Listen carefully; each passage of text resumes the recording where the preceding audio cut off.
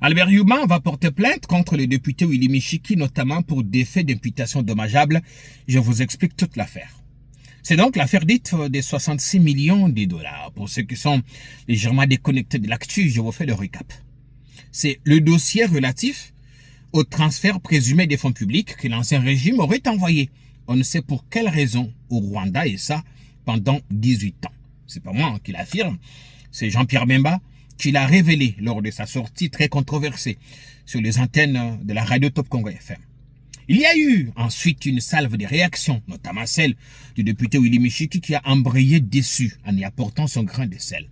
Ce qui a poussé tout naturellement M. Yuma de sortir de sa réserve habituelle pour réagir à ce qu'il qualifie d'affabulation grotesque et menacer de l'injustice contre le député Michiki.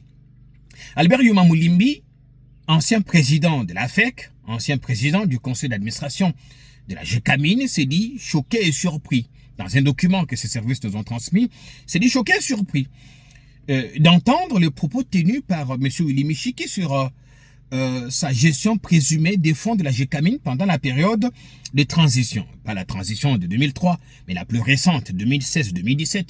Transition au cours de laquelle le député Michiki a fait son éphémère passage au gouvernement en tant que vice-ministre à l'énergie au sein du gouvernement Badibanga, lequel n'a pas mis plus d'un trimestre. M. Yuma poursuit et se dit choqué que ce député ne mentionne que cette brève période pour accréditer les affirmations, selon lui, grotesques, sur des transferts des fonds vers l'extérieur. Or, selon M. Yuma, les révélations faites par M. Bemba montraient que ces opérations auraient commencé depuis la transition de 2003.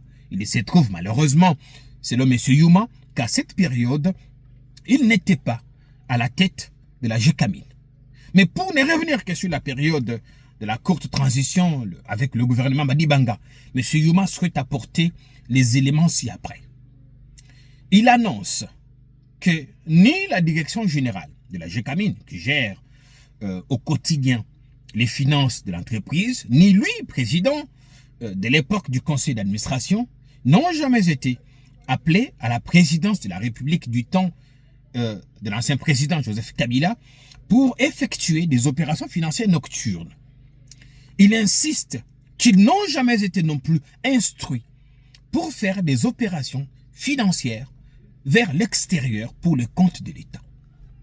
M. Yuma rappelle que toutes les transactions de la GECAMIN pour le compte de l'État, ces fonds se faisaient et se font toujours sur base des avances sur fiscalité, avalisées par le ministère des Finances et matérialisées au moyen des virements bancaires via les banques commerciales sur les comptes de la BCC.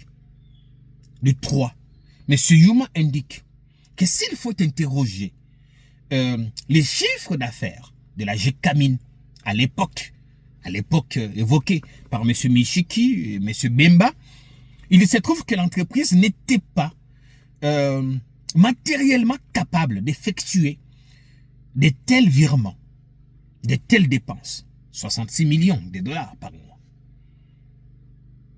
Et pour terminer, M. Yuma rappelle qu'il n'a jamais été président du conseil d'administration de la Banque centrale du Congo, comme faussement annoncé par le député Michiki. Et se réserve donc tout naturellement le droit de saisir, au moyen de ses avocats, la justice des instances judiciaires compétentes contre l'auteur de ce qu'il qualifie d'affabulation grotesque.